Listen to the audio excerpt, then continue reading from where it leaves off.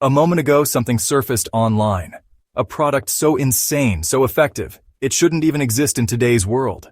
While governments burn trillions on war toys and missile shields that protect no one, a mystery inventor created a device that solves a real, deadly problem: mosquitoes. This device shot mosquito dead from the air during mid-flight with surgical laser-guided precision. No chemicals, no noise, just a silent puff of justice. This isn't science fiction. It was real. It was called the photonic fence, or as I call it, the anti-mosquito defense system. Using LiDAR, it could identify and eliminate malaria-carrying mosquitoes, distinguishing them from harmless insects. It was a breakthrough, a weapon against one of humanity's deadliest enemies. So why isn't it everywhere? Why did it vanish after dazzling scientists and terrifying mosquitoes? The answer? It was too effective. It threatened a system built on treating, not solving, the problem. The mosquito sniper didn't fail technically. It was buried because it could end a billion-dollar industry. This isn't just about a clever gadget. It's about a system that profits from problems, not solutions. When a true fix comes along, it faces a wall of resistance, not just technical hurdles. The silence that followed the mosquito sniper's debut, that's the sound of profit being protected. Let's be honest. Humanity is losing the war against mosquitoes. We can send selfies from Mars, but we can't stop a bug the size of a Tic Tac from killing hundreds of thousands every year. Mosquitoes are the deadliest animals on Earth, spreading malaria, dengue, Zika, and more. Our defenses? Nets, repellents, and insecticides. Tools that mosquitoes outsmart and outlast. Nearly half the world's population is at risk. In 2023, malaria killed over 600,000 people, mostly children in Africa. It's a tragedy so constant it's become background noise. The world shrugs, accepting this as an unavoidable fact of life. But it's not unavoidable. We have the technology to stop it. The real failure isn't scientific. It's a failure of will, of priorities. The ongoing devastation is profitable for some, and that's why it continues. This is a moral and political failure, not a technical one. How did the mosquito sniper work? It set up a perimeter of infrared light. When an insect crossed, sensors detected its shadow. Before firing, it identified the insect by its wing beat frequency. Mosquitoes have a unique signature. Only female mosquitoes, the ones that bite, were targeted. The system tracked their flight, then fired a laser pulse, killing them instantly. No chemicals, no noise. Developed by Intellectual Ventures, it wowed audiences at TED, promising a future free from malaria. Imagine hospitals, schools, entire villages cleared of deadly mosquitoes. But then, silence. The company pivoted, the tech was shelved. Official reasons?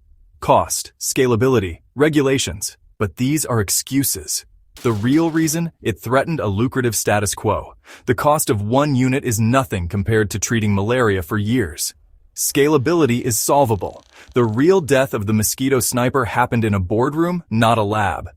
Disruptive solutions don't just face technical challenges. They face entrenched interests.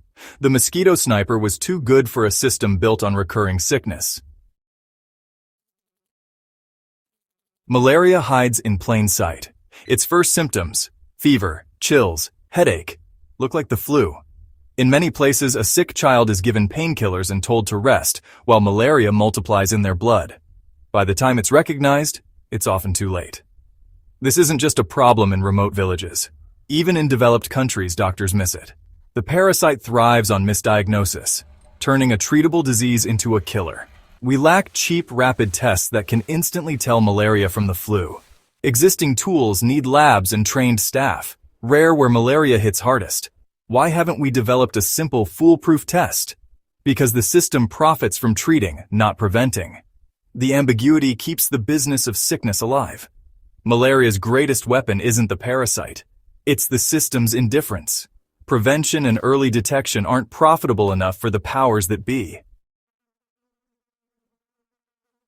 If you eradicate mosquitoes, you solve the problem and lose a customer. But if you sell treatments, you profit for life. The pharmaceutical industry's goal isn't public health, it's profit. The global anti-malarial drug market is worth billions and growing. Every dollar means another infection. The industry profits from failure to prevent disease, not from ending it. Billions are spent on new drugs for resistant malaria, but little on prevention or permanent cures. Why? Because long-term treatments are more profitable than one-time solutions. When a technology like the mosquito sniper appears, it's a threat, not a breakthrough. The reaction isn't celebration, it's suppression, discrediting, and red tape. In the cold calculus of profit, a world without malaria means fewer customers. The system is designed to manage, not solve, the crisis. Permanent solutions are buried to protect recurring revenue. The business of sickness is just that, a business. I was born in an era when we were eradicating ancient diseases, polio, smallpox, yet malaria, an old enemy, still kills with brutal efficiency. We have supercomputers in our pockets, we're planning Mars colonies, but we let a preventable disease slaughter children. Every year, the same story. New numbers, a few tweets, then silence. Malaria is a slow-motion disaster, too constant for headlines. Our attention span can't handle chronic tragedy. What's our excuse? Too busy? Too expensive? Couldn't be bothered? The failure to end malaria isn't scientific. It's a failure of priorities. Rich nations look away because the victims are poor and far away. This is a sickness of the soul, not just the body. We have the tools. We lack the will. The real disease is indifference. It's not just pharma giants. Chemical companies profit from selling billions in insecticides, even as mosquitoes grow resistant. A permanent fix like the mosquito sniper would destroy their business model. NGOs and charities, despite good intentions, have become industries dependent on the problem. If malaria vanished, so would their funding and jobs. Some governments use malaria as a tool, to attract aid, to distract from deeper failures. The disease becomes a perpetual crisis, fueling a cycle of dependency. The resistance to real solutions isn't one villain, it's a coalition of interests. Pharma, chemicals, NGOs, politicians all benefit from the status quo. Together, they form a wall that even the best inventions can't break alone. Yo, if you've been watching the video down to this very moment, I want to ask one of the most uncomfortable questions that should spark a revolution and not just creating content. And if you're ready, let's get in. If we can build a drone that can identify target from 10,000 feet above sea level, why can't we stop mosquito that is threatening our life in our bedroom and in our environment? If LiDAR tech in Tesla can detect a dog crossing the road, why did the LiDAR-powered mosquito sniper vanish before our own very eyes after going viral? Why was a clean, chemical-free mosquito-killing invention that offers a real solution buried before our own eyes without a trace? Who pulled the plug? Who profit more from malaria, big pharmas or mosquito repellent companies? And how many trillions will vanish if we made mosquito irrelevant? Why do our kids keep sneezing, coughing, running fevers and doctors call it flu or cold, when 90% out of the time in Africa and in other countries, it is actually malaria in disguise? Why is no one brave enough to say that?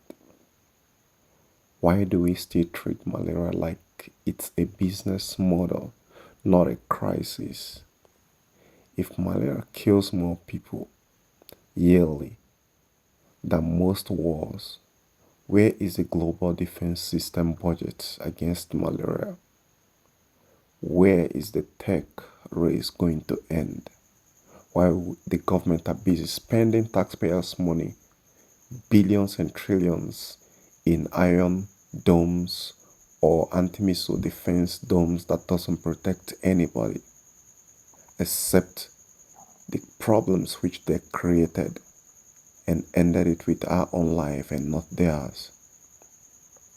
Why are disruptive African inventors, from mosquito sniper to self-powered generators, always discredited, erased or ignored?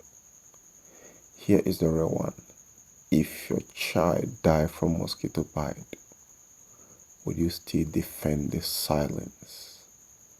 Or would you finally admit someone is profiting from your pain and start protest that will end this madness? Let that sink in for a moment. I know most of you who are watching this, we believe it's just another content, but when it's gonna spark the revolution that's gonna change profit over people, you bet someone has said it before. Now let's get back to the show, shall we?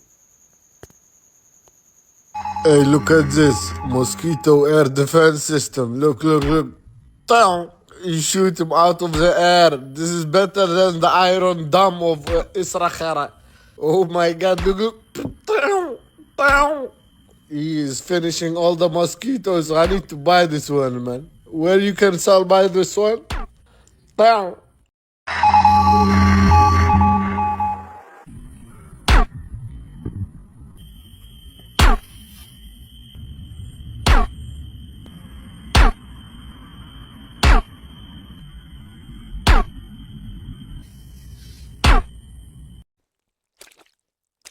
The mosquito sniper story is part of a bigger pattern.